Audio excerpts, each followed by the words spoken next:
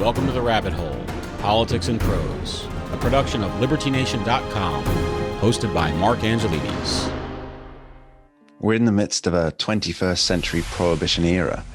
The target is not booze, but rather the very things that make life worth living. Dining, socializing, family, sports, friends, and even a decent cup of coffee.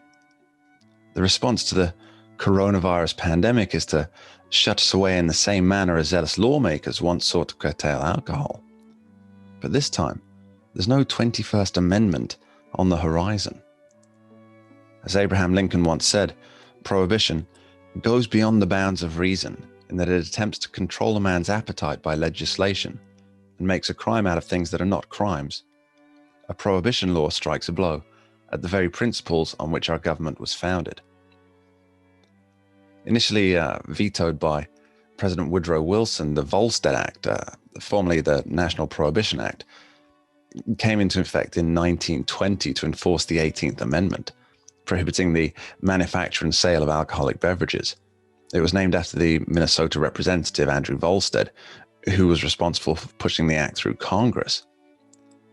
It was intended to curb the excesses of the American people through the force of law. Now it seems that only the excesses remain legal. Gone are the opportunities for fine dining. Instead, we're encouraged to satiate our appetites with fast food. So long to sports and gyms. Now we must get our entertainment via the tube. And personal relationships have been sacrificed on the altar of the common good. A poem by John Gilman set in the 1920s makes a startling comparison to the modern era of Prohibition. It's called Life During Prohibition. It goes like this, quote, "The moon hangs low over the old part of town.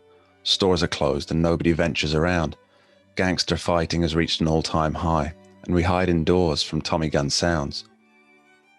On 47th Street, the pavements are running red, with the blood of innocents added to the dead. This is a different age in the 1920s. Prohibition wars now fill the streets with lead. Somber grey clouds scud through a darkened sky, soon to weep raindrops for those about to die. They say there's a better tomorrow that awaits, but tonight the Grim Reaper smiles at those who cry." End quote. The poem talks of lead in the streets, the sound of gunfire, of violence. Ultimately, Gilman is painting a picture of fear. He notes that the people are hiding from the sound of Tommy guns, but this could just as easily be read as sheltering from harm. It's not always only the criminals, you see, who cause the damage. During the Prohibition era, in an effort to curb the population's enthusiasm for drink and to force compliance with the law, the federal government purposely poisoned an estimated 10,000 Americans. This chemist's war started as a method of deterring those who drank alcohol stolen by bootleggers and resold for human consumption. The Chicago Tribune wrote of this state-sponsored extermination in 1927, quote, "Normally, no American government would engage in such business. It is only in the curious fanaticism of prohibition that any means, however barbarous, are considered justified." End quote. Of course, that was not the only time that the government had decided to poison its own people to enforce a prohibition. In the mid-70s, the State Department was funding salaries and helicopters in Mexico to spray marijuana crops with a herbicide, paraquat. The intent was to destroy the crop, but it didn't always work. And by some estimates, almost 30% of the weed that made it into America was contaminated. Paraquat in such high doses can lead to irreversible lung damage and even death. Now, despite public outcry over this state-sponsored poisoning, it was resumed in Georgia in the late 80s and wasn't finally curtailed until the 90s.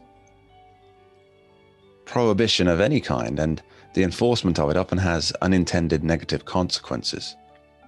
By the end of Prohibition in 1933, it's estimated that some 30,000 speakeasies were operating just in New York, and the American Mafia was born. Another poem, this one by Franklin P. Adams, written in 1931 and simply titled Prohibition. It goes like this, quote, "Prohibition is an awful flop. We like it. It can't stop what it's meant to stop. We like it. It's left a trail of graft and slime. It won't prohibit worth a dime. It's filled our land with vice and crime. Nevertheless, we're for it." End quote. And that brings us back to today. We're living through a modern prohibition. In many states and even countries, restaurants, cafes, non-essential shops, libraries, health services, they're all closed. In Britain, the public is warned by the government that it's not acceptable to sit on a park bench, nor to visit elderly family members. And yet so many formerly free citizens echo government propaganda and slogans that we're all in this together, stay home to save lives. All the while, the promise that the initial lockdown would work to save them all proved false. The UK is now in its third lockdown, and cases of COVID keep rising. Lockdown didn't work the first time, nor the second time. So what is with the optimism that such a failed strategy brings? Perhaps the third time is a charm.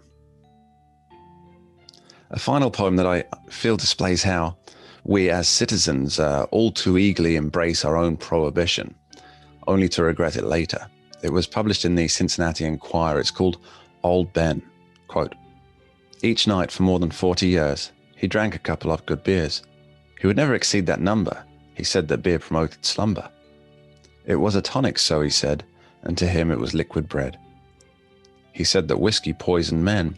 He was against it, was old Ben. So he went out and voted dry to kill the bourbon and the rye. He killed the whiskey, but oh dear, he also found he'd killed his beer. He needed beer and he was sad, for there was no beer to be had. Now in a cell we hear him groan, for old Ben tried to make his own." End quote. So many of us have willingly embraced the prohibitions and restrictions that came along with COVID-19. We were told that it was for the greater good, that it would all soon be over if we just locked down for a short time. Well, that time dragged on and on. We were made hermits by our initial acceptance. We're becoming physically and mentally unhealthy. Child suicide is rocketing. Deaths of despair are reaching new highs. And even with the much lauded vaccine programs, we're told that restrictions will remain in place.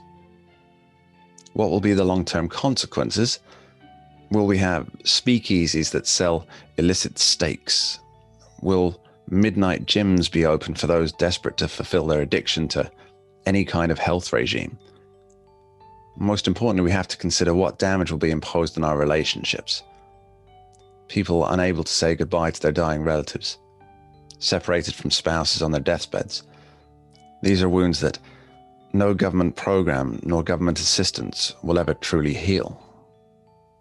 Thanks for listening to The Rabbit Hole. Go deeper on the topic discussed in this video, head on over to one of these links here or go to our Liberty Nation Roku channel. Thanks so much for watching, and don't forget to subscribe and hit the notification bell for Liberty. The Rabbit Hole, Politics and Prose, a LibertyNation.com production.